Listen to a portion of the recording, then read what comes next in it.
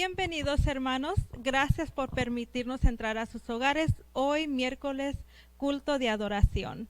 Les pedimos en esta semana que por favor tengamos en nuestras oraciones a la familia del pastor Herrera, se lo agradeceríamos mucho. Y si me acompañan con una oración, también se lo agradecería. Oremos. Padre bendito, gracias por este día que tú nos has dado, Padre, de poder estar aquí en adoración. En tu nombre, Padre, te pido que tú cuides de todos nuestros hermanos y hermanas y a todas las personas que ahorita te necesitan más que nunca con esta situación, Padre, del virus. Y también aparte de que también hay mucha gente que está muy desconsolada, han perdido personas en sus vidas, Padre. Te pido que tú les suplas, que tú les mantengas su fe en alto, Padre, y que tú les des consolación. Gracias también te damos por la vida que nos has dado hasta hoy en día y que tú sigas, Padre, manteniéndote en nuestras vidas y en que nosotros tengamos también la oportunidad de servirte cada día que tú nos des, que nosotros estemos en tus caminos siempre, Padre. Todo esto te lo pido en nombre de Cristo Jesús. Amén. Ahora, hermanos, continuemos con nuestro versículo del día que se encuentra en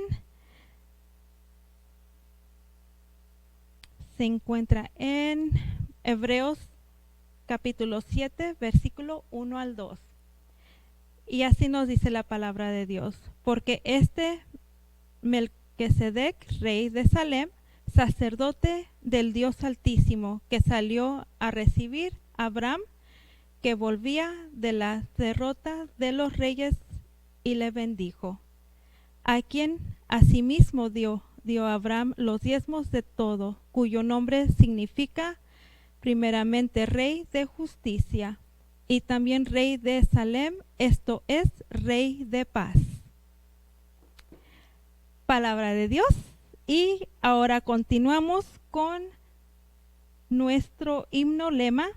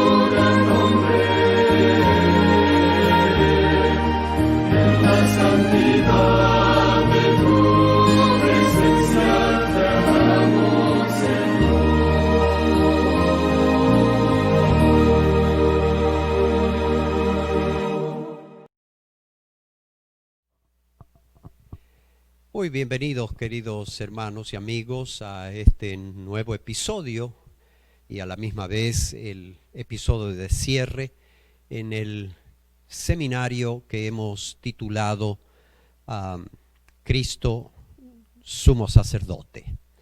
Terminamos a la misma vez con el episodio de hoy el primer ciclo, el ciclo que tiene que ver básico. Después tengo unas sesiones más sobre el ciclo intermedio y hay uno más todavía que es el avanzado. Pero eso será tal vez en un futuro, no por ahora. Pero deseamos de corazón que al transcurrir este último episodio hayamos podido alcanzar el objetivo que teníamos propuesto desde un principio. No es el propósito tan solo de enseñar. Hay muchas cosas para seguir investigando y seguir estudiando, porque la palabra de Dios es una fuente inagotable de sabiduría celestial. Nunca aburre el estudiar la palabra de Dios. Siempre hay cosas nuevas, preciosas, maravillosas para aprender. Así que la intención de este sencillo seminario a nivel básico, como te comentaba, hermano y hermana, es con el solo hecho de tocar por superficie nada más algunos hechos maravillosos que la Biblia nos enseña, y a la vez estimularte a tratar de incentivar de alguna forma para que comiences tu propio estudio personal, que puedas tú comer y beber, como dice el Señor, ¿no es cierto?, en su palabra, de este maravilloso libro que es la Santa Biblia, de este hermoso, poderoso y sagrado libro, el libro eterno, porque es palabra de Dios. Así que, sin más preámbulos, vamos a dar este último episodio del seminario, mejor dicho, para tal vez reencontrarnos en un ciclo de nivel intermedio, en donde tendremos algunas lecciones, en donde vamos a profundizar un poquitito más la doctrina hermosa del santuario. Vamos a, de esta manera, tener una oración para que el Señor nos bendiga en la presentación de su palabra. Querido Dios, te doy gracias por la linda oportunidad de haber participado durante estos episodios, en donde hemos querido, Señor, compartir el precario o escaso conocimiento de tu palabra a aquellos que todavía no conocen o están entrando en conocimiento acerca de la salvación. Gracias te damos por este hermoso ministerio que tú realizas en favor de nosotros. Gracias, Señor, por esta hermosa doctrina del santuario celestial. Oh Padre bendito, pedimos la iluminación de tu Santo Espíritu y también la presencia de Él en nuestras vidas, para que Él nos conduzca a toda verdad. En el nombre de Jesús lo imploramos. Amén, Señor. Muy bien, en esta ocasión el título que queremos resaltar de este episodio es el hecho de que Jesús es un sacerdote, sumo sacerdote. Y de acuerdo a lo que nos presenta Hebreos, la carta a los Hebreos, por parte del apóstol San Pablo, es que Jesús es mejor en todo, incluso el mejor sumo sacerdote, el sumo pontífice supremo, excelso y, por supuesto, eterno. Así que bienvenidos a un episodio más del estudio de la palabra de Dios, y vamos a hablar ahora cómo Cristo es el sumo sacerdote, y haciendo referencia en Hebreos el capítulo 7, versículos 1 en adelante, porque este Melquisedec, haciendo referencia a Jesús, rey de Salem, sacerdote del Dios Altísimo, que salió a recibir a Abraham, que volvía de la derrota de los reyes y le bendijo, a quien asimismo dio Abraham los diezmos de todo, cuyo nombre significa primeramente Rey de Justicia y también Rey de Salem, esto es, Rey de Paz. Estos son los comentarios, pero más que comentario del apóstol San Pablo, es revelación divina, para que tanto tú como yo conozcamos la voluntad de Dios, para que tanto tú como yo podamos entender este hermoso plan de salvación que Dios había establecido para que cada uno de nosotros pudiésemos entender la mente del Señor, podamos nosotros captar la dimensión del corazón de Dios, que en su relación con sus criaturas, como declara la palabra de Dios, Dios es amor. De esta forma queremos encarar el tema de esta ocasión, haciendo referencia precisamente a un sumo sacerdote, no cualquier sacerdote. Jesús, en el orden de Melquisedec, era y es el sacerdote más excelso que podía haber para el ser humano, para el mundo y para el universo. Por lo tanto, Jesús, el Espíritu Santo, es presentado de alguna manera, hermano y hermana, como el sacerdote de la orden de Melquisedec. No es el sacerdote que proviene de la familia levítica, sino que él era entre los sacerdotes, partiendo de una categoría especial, descendiente de Aarón, por lo tanto, Cristo representa en su excelencia el sacerdocio supremo, el sacerdocio en donde le permitía tener acceso pleno al santuario. Ahora, cuando hablamos del santuario, estamos nosotros haciendo referencia a el santuario celestial, porque es allí donde se centra todo. Es allí el punto de partida. Es el santuario celestial, la esencia de la doctrina del tabernáculo. Porque no nos olvidemos de que Moisés hizo lo que Dios dispuso en relación con la revelación que había recibido del modelo que existe en el cielo. Así que el tabernáculo que se estaba haciendo aquí en la tierra, que era copia de alguna manera del santuario celestial, de aquella esencia, de aquella figura central, el de la tierra, como ya lo expresamos en el estudio o los estudios anteriores, el tabernáculo terrenal era una sombra de aquel celestial.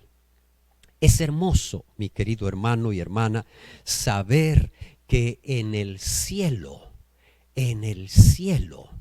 hay un santuario y Cristo es el sumo pontífice, el sumo sacerdote, lo más excelso a disposición tuya y mía. ¡Qué privilegio! ¡Qué hermosa manifestación de amor por parte de Dios a una raza humana caída en rebeldía con Él! Y sin embargo, Él intercede por nosotros. Vamos a notar, y dijimos en que había algunas características para que hiciéramos referencia a que de alguna manera podamos ir entendiendo el lugar y los ritos de los sacerdotes. Dijimos de que había dos clases de sacerdotes, el sacerdocio levítico y el sacerdocio arónico. El levítico, lógicamente, de la tribu de Leví, habían sido ellos escogidos por el Señor para atender todo lo que tiene que ver en relación con el culto, la adoración, la alabanza y todo ritual espiritual para con el Señor, de cómo el pueblo podía estar en la presencia de Dios y de también manifestar la presencia de Dios en su pueblo escogido. ¿Qué es lo que debemos nosotros recordar? Que Cristo, al hacerse un ser humano, habíamos dicho, vino a calificar como nuestro sustituto y representante. Por supuesto, tenemos que seguir recordando que Cristo no nace de la bienaventurada Virgen María. Ese sumo sacerdote es el más excelso de todos, porque tiene cualidades, atributos y características muy diferentes a cualquier sacerdote humano, ya sea del sacerdocio levítico o fuera del sacerdocio arónico. Por eso es que debemos recordar, aunque ya lo mencionamos en uno de nuestros estudios, pero tal vez muy a las apuradas. Por eso les invito a que estemos pendientes a otro seminario de un nivel un poquito más avanzado que este. Es el seminario que lo califico sencillamente como intermedio, para después tener el seminario avanzado. Pero eso quedará para más adelante, estos proyectos. Cristo es el único sumo sacerdote digno ante Dios y ante los hombres, porque en Él, en su persona, se une lo divino y lo humano. Y dijimos de que como Dios, Cristo antes de la encarnación en el cuerpo de la bienaventurada Virgen María, como Dios, Cristo era Hijo de Dios. Él era autoexistente, es decir, no dependía, su existencia no dependía de la voluntad de otro ser. Él era autoexistente, autosuficiente. Él era, claro que sí, fuente de vida por sí mismo. Dijimos también que Jesús, como Dios, era espíritu. Por eso es que Él se tiene que encarnar para calificar como cordero y también como sacerdote intercesor en favor nuestro, en favor de la raza humana, dentro del plan de salvación. Como habíamos dicho al iniciar este seminario, en el tabernáculo de Moisés, allí se manifiesta claramente las dos dimensiones del plan completo de salvación: el ministerio de Jesús terrenal, como así también del ministerio de Jesús celestial. Él, que era espíritu, tuvo que encarnarse por obra y gracia del Espíritu Santo en la bienaventurada Virgen María. Y solamente el Espíritu Santo podía administrar la profundidad, la dimensión de quien era o es la segunda persona de la Santísima Trinidad. Solo el Espíritu Santo pudo hacer la adaptación, si pudiésemos encontrar esa palabra apropiada, de que esa divinidad plena, que era un ser espiritual, pudiese gestarse y adquirir la naturaleza humana, solo por obra del Espíritu Santo, lógicamente. También, como Dios, Cristo era igual con Dios. No era que el Padre era más superior que Él, ni Él era superior al Espíritu Santo, muy por el contrario. Él era igual con Dios, el Padre, y con el Espíritu Santo. Por lo tanto, también, a manera de resumen, estamos diciendo que como Dios, Cristo era sin pecado. Es un ser santo, un ser puro, un ser sublime. Gloria a ese maravilloso Dios, un Dios santo, sin pecado. Otra de las cosas que habíamos dicho, que Jesús antes de su encarnación era independiente.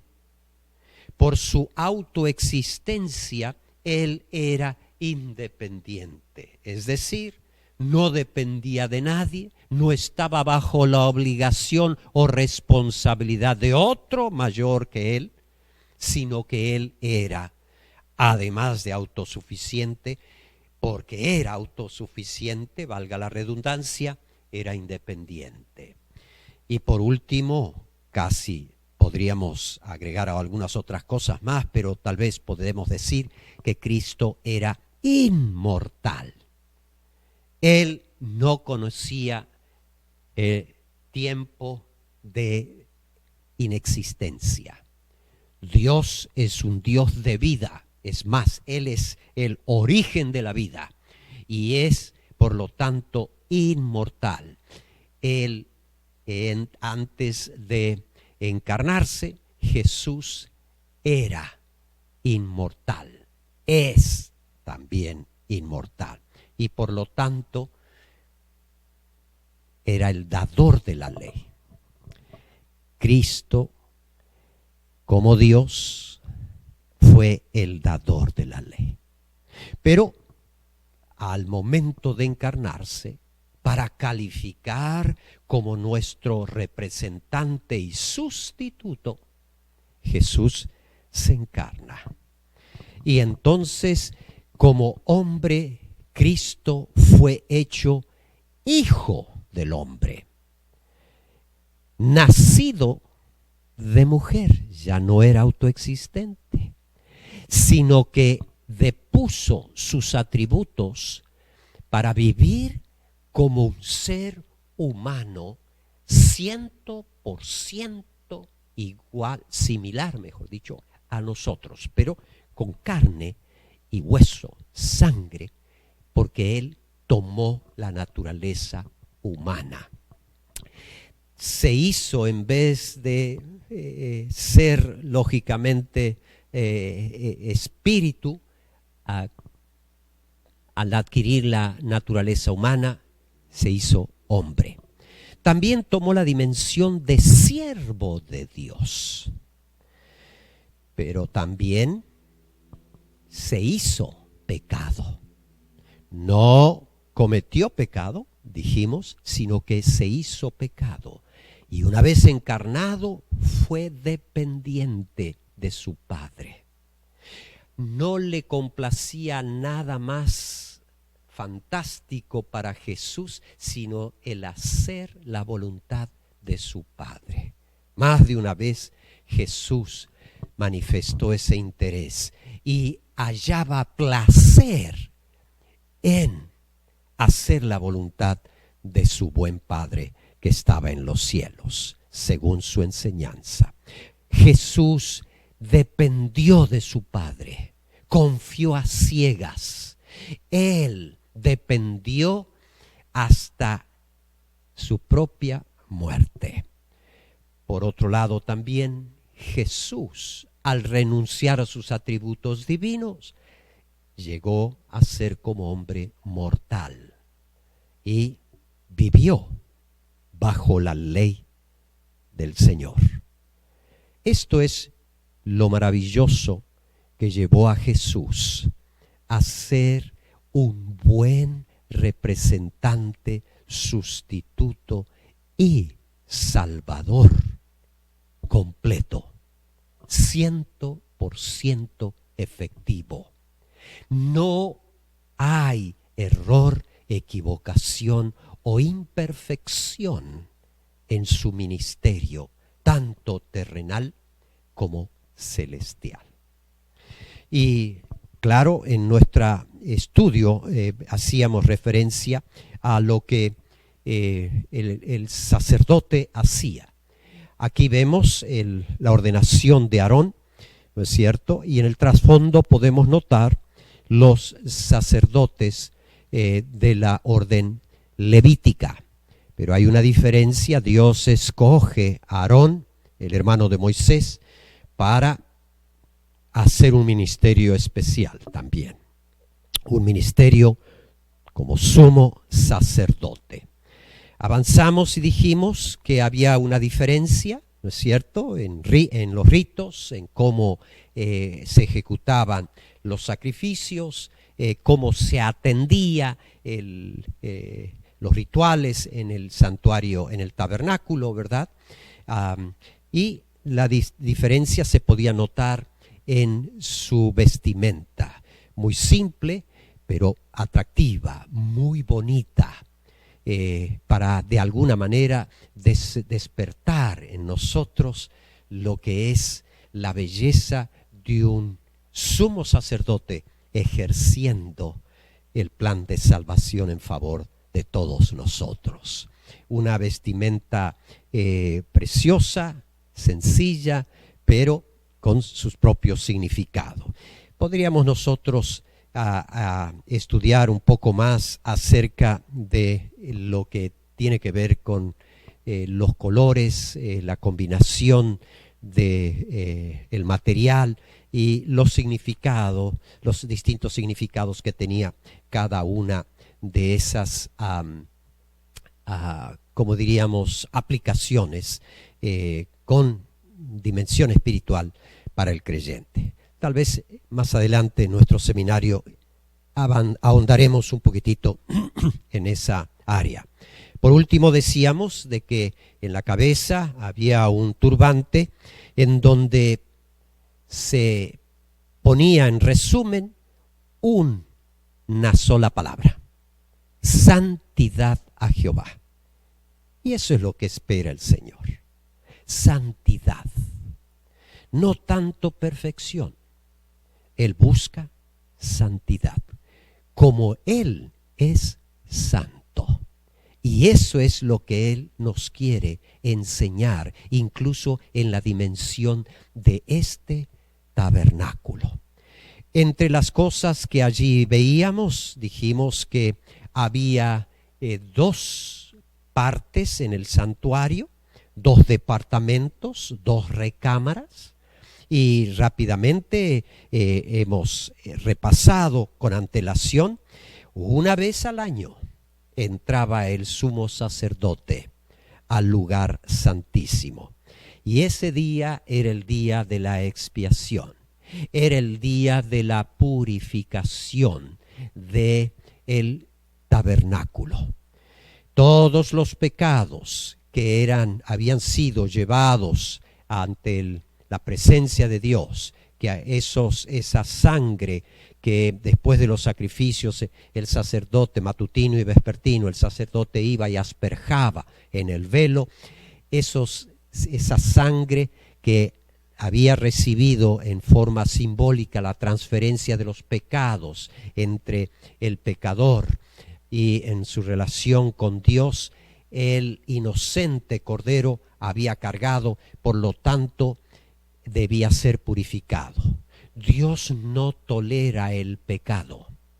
Dios no negocia con el pecado. Dios desprecia el pecado a tal punto que va a eliminarlo para siempre. Por eso es la invitación de parte de Dios, y a través de la ceremonia del día de la expiación, Dios estaba queriendo enseñar al pueblo de Israel que el pecado tiene un fin, no será perpetuado. Va a llegar un momento en donde se terminará para siempre la raíz y las ramas, es decir, aquellos que practican el pecado por placer, con decisión propia y en rebeldía con la voluntad de Dios. Por eso hay muchas enseñanzas lindas, hay mucho para aprender. Por eso es que te sigo estimulando, te sigo incentivando para que sigamos creyendo, sigamos creciendo y sigamos conociendo a Jesús. En episodios posteriores podríamos ir ahondando más al respecto.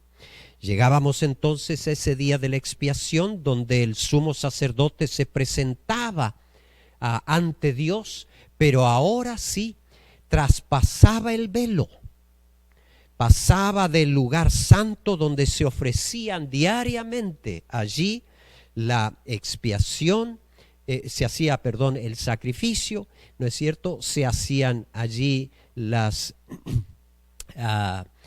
ceremonia cotidiana, tanto matutina y vespertina, pero el día único en donde Dios determinaba que era tiempo de alguna manera limpiar el santuario de esos pecados, entonces el sacerdote, sumo sacerdote, podía ahora trasponer ese velo que separaba el lugar santo del lugar santísimo y exponerse a la presencia de Dios. Y allí él llevaba sangre que ponía en la cobertura, podríamos nosotros decir, de aquel cofre que era el arca del pacto, revestido en oro, preciosa obra artística, cubierta de delicadas capas de oro, daba una belleza maravillosa al lugar santísimo. Por lo tanto, allí ponía sangre, ¿no es cierto?, demostrando de que Dios no tolera el pecado, y es allí donde la sangre del cordero hacía un beneficio para el pecador arrepentido, para el creyente, y esa sangre satisfacía las demandas, la condena de la ley de Dios, porque dijo él, la paga del pecado es muerte. Por lo tanto, una vez que ponía sangre allí ante la cobertura del arca del pacto, el sacerdote, para purificar ese santuario, salía, ¿no es cierto?, después ponía sangre en el altar del incienso y por último llegaba al altar del sacrificio. De esa manera manifestaba simbólicamente la purificación, la expulsión de los pecados. Y parte de la ceremonia era en donde también el sumo sacerdote echaba esos pecados después de haber venido de la presencia delante de Dios en el lugar santísimo. Entonces ponía simbólicamente los pecados en un macho cabrío, y ese macho cabrío, llamado Azazel, en representación de aquel que es enemigo de Dios, el adversario nuestro, y era llevado ese macho cabrío al desierto para que muriera allí por consecuencia natural. Por lo tanto, querido amigo y hermano, quiero decirte que Jesús comenzó su ministerio sacerdotal en los cielos después de su resurrección. Se sentó a la diestra del Padre en ese santuario no hecho por mano humana. Cristo está actualmente ministrando, intercediendo. Él es el mediador entre Dios y los hombres. Realiza él una obra de mediación sacerdotal, pero no quedará allí por mucho tiempo. Por eso vamos a recalcar en el nivel un poco más avanzado de este seminario la riqueza, la belleza, la armonía y la perfecta manifestación del amor de Dios en este plan maravilloso de salvación. Por eso quiero decirte que Jesús hoy en los cielos, en el cual nos dice la Biblia, hay un santuario, el verdadero santuario, no hecho por los hombres. Es allí donde todavía Cristo desempeña la tarea de la salvación tuya y mía. Es el día en donde Jesús va imponer su reino, pero eso ya vamos a estudiarlo en otro evento, en otro nivel de seminario. Así que no me queda otra cosa que hacer aquí un pequeño paréntesis. No me animo a decir de que esto ya es final. Tengo la esperanza de que nos vamos a poder reencontrar para seguir creciendo en el conocimiento y en la gracia de nuestro Señor Jesucristo. El propósito es compartir lo poco que sé, para que juntos podamos crecer en esa maravillosa ciencia de nuestra salvación. Y a la misma vez, que esto haya sido un pequeño despertar. Ojalá haya podido cumplir la expectativa que me he propuesto de hacerte una probadita para que sabores esta doctrina que ha sido muy olvidada en el pasado, pero que tiene vigencia hoy más que nunca. Así que mis mejores y sinceros deseos de que el Señor siga prosperando tu vida, que el Señor siga bendiciéndote, que el Señor siga protegiéndote y que juntos podamos ver ese rostro maravilloso de nuestro amante Salvador y sumo sacerdote en la presencia de su reino, cuando Él venga a establecerlo de nuevo en gloria y majestad. Dios nos bendiga. Dios te bendiga.